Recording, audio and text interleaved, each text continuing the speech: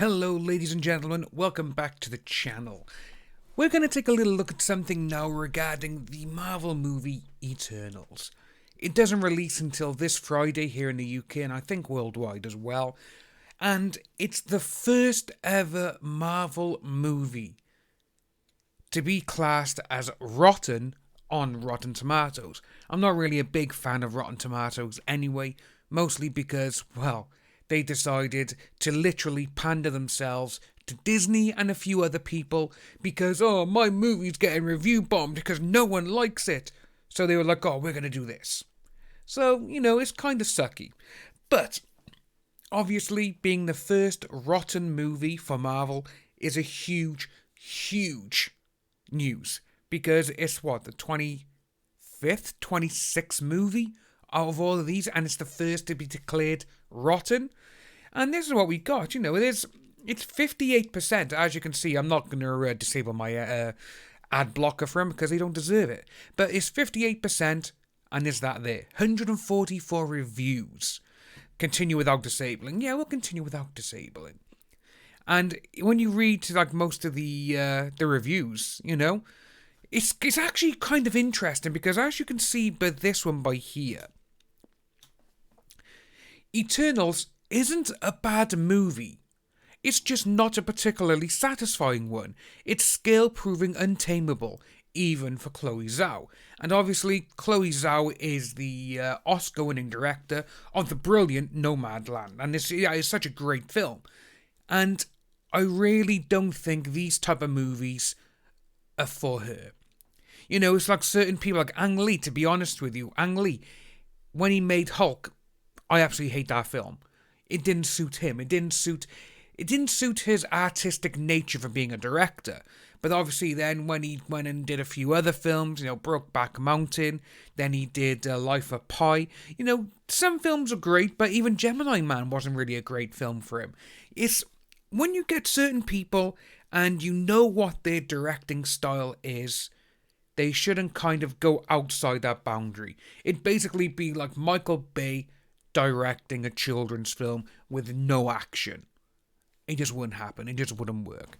But because you got that one by there, but then you got, I'm sorry to tell you, this movie is a mess. The film pushes back against the usual complaints offered up by those who harbour performative disdain for Marvel cinematic output. But the thing is, though, it's still fresh. Why are they putting it as fresh? If they're saying, oh, it's a mess of a film, it's still fresh, though. Make it rotten. Then you got, obviously here, Eternals makes history as the most diverse superhero movie in terms of race, gender, orientation, age, abilities. That's remarkable. But that doesn't change the fact that they're stuck in a story that's dull and predictable. You got down by here, some rough edges, but we should cherish a glossy blockbuster that has something to say. It's like, okay, fair enough. So many flickers of fabulous texture and life struggling valiantly to get out that it makes a general inertia and frustrating flatness even more painful. And this is probably here from Grant Watson, is most likely what everyone who watches a Marvel film wants.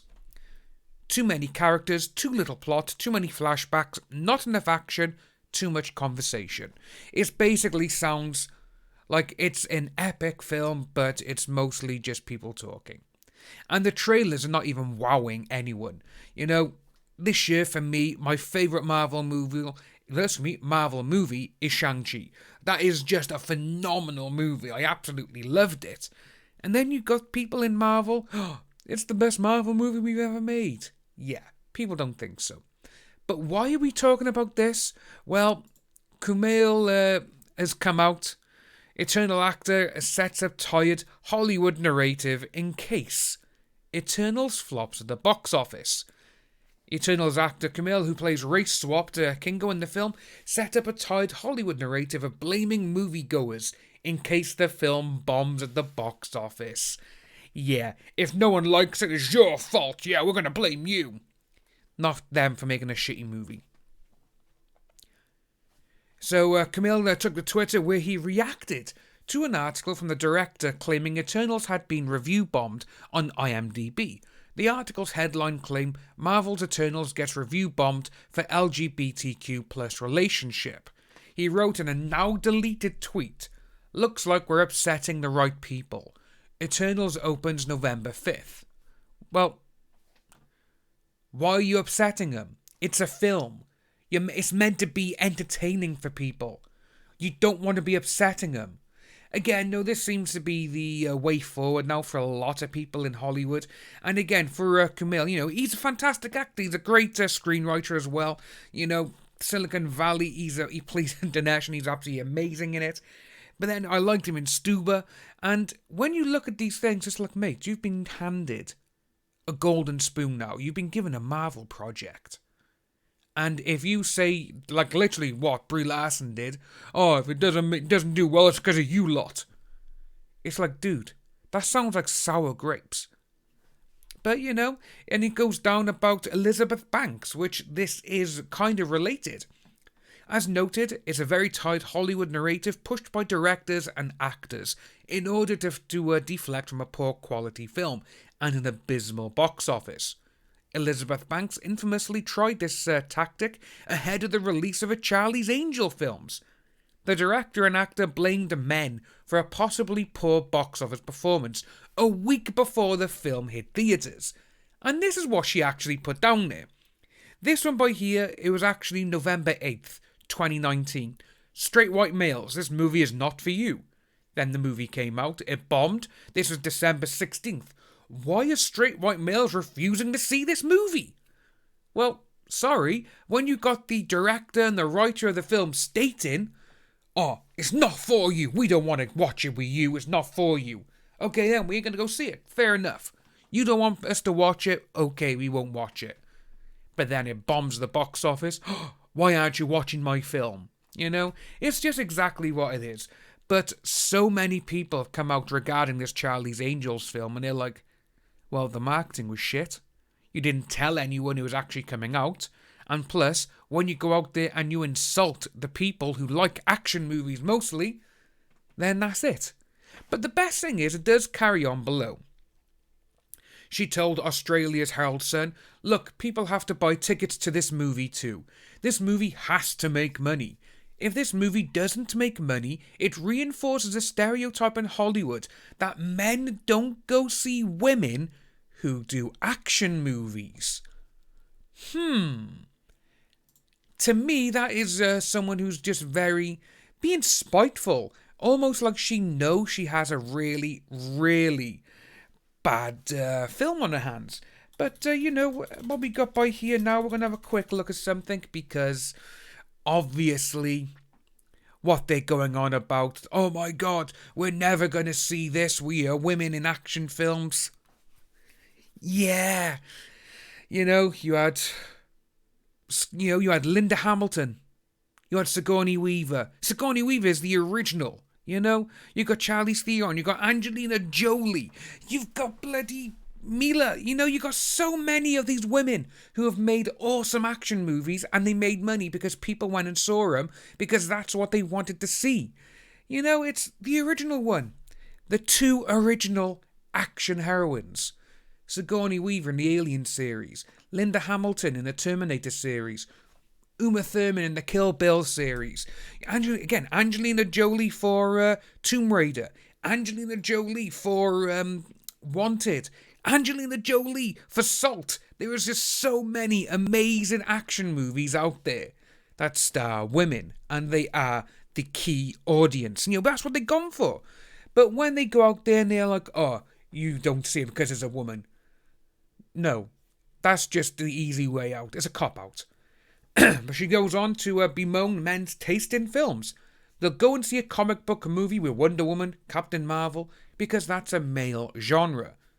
So even though those movies are about women, they put them in the context of feeding the larger comic book world. So it's all about, yes, you're watching a Wonder Woman movie, but we're setting up 3 other characters, or we're setting up Justice League. The first Wonder Woman film is not like that. It's not setting up the Justice League. It's not setting up Batman or Superman. But again, no, they do not like it. The film only earned $73 million at the worldwide box office. It had an estimated budget of $48 million, meaning it needed to earn at least $120 million to break even. Banks isn't the only one to deploy this tactic. Terminator Dark Fate director Tim Miller described critics of the film as closet misogynists. And to be honest with you, I didn't actually mind Terminator Dark Fate. But the thing is, though, the way they made this film, and they made Terminator 2, which is most likely the greatest action sequel of all time. They're like, yeah, that doesn't really matter anymore, we can get rid of that, because they killed John Connor at the very, very beginning. It's like, wow, you've done that. But then obviously they brought these in response to a question about Mackenzie Davis's character in the film and the criticism the character received. Miller told Variety, if you're at all enlightened, she'll play like gangbusters. If you're a closet misogynist, she'll scare the F out of you because she's tough and strong but very feminine. Miller, get their dicks out your mouth, mate. It's almost like, oh, I have to say this because I want to keep my job. It's like, dude, come on. He made a kick-ass Deadpool movie and he got kicked off the second one because he was acting like a complete and utter dick on set. And he wasn't giving anyone anything what they wanted to do. You just don't do that when you've got Ryan Reynolds as the star and one of the lead producers and writers. You don't do it. He added, we do not trade certain gender traits for others. She's just very strong and that frightens some dudes. No, it doesn't, mate. It's just because the film didn't exactly go great for other people. After the film's release, Miller blamed get woke, go broke sentiment for the film's poor box office. He told Kim Masters during an appearance on The Business with Kim Masters, there were a lot of get woke, go broke sentiments that didn't help us. So, even though he was saying, oh, males ain't gonna like this, it's like, yeah, we kind of went woke and this happened. So, he just literally switched around. When asked to explain, there were a lot of issues about having 3 women in lead positions and all that stuff. There was quite a toxic atmosphere around this film online, which I was really surprised at. I shouldn't be, but I was. Well, to be honest with you though, you had Linda Hamilton. You got Linda Hamilton, one of the OG heroines. Everyone loves her. Still do. Terminator Dark Fate only grossed $250 at the global box office. The budget was $185 and needed to earn around $462 million to break even. But it carries on, as you can see, about the complete abysmal Ghostbusters, which they put answer the call. To be honest with you, with this film, it wasted their talents. I will say that 100%. But again, no, they were like, oh, look at this, yeah, it's because of men. It's like, no.